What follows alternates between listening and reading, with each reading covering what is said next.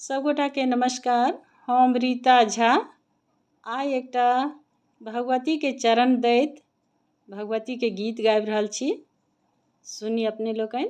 धन्यवाद।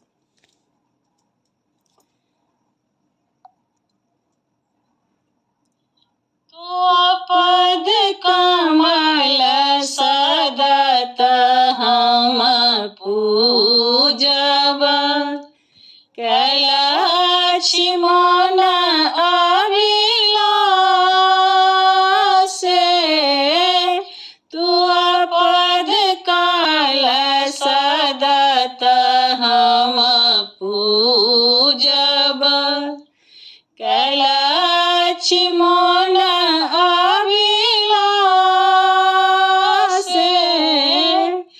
करिए कृपा कृपा करो जननी, करिए कृपा कृपा करो जननी। मम गृह करिए निवास। तू पद कमल सदत हम पूजब, कैलाछि मन अभिलाष।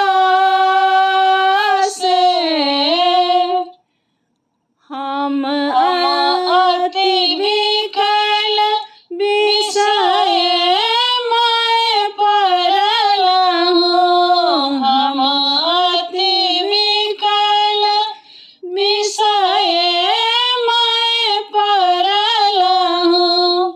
तारनी अहि के भरोसे,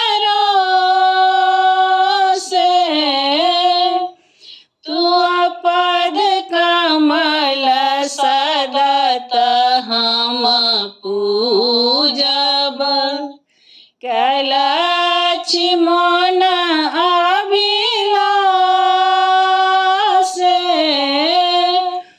तू पद कमल सदत हम पूजब। परम मगन भय दियन अभय बर, परम मगन भय दियन अभय बर। शिव संग करिए निवास। तू पद कमल सदत हम पूजब, कैलाछि मन अभिलाष। तू पद कमल सदत हम पूजब।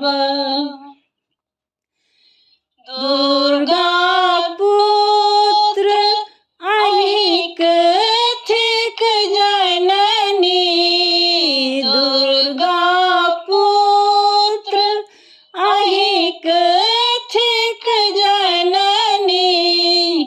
दिया अभय वरदान,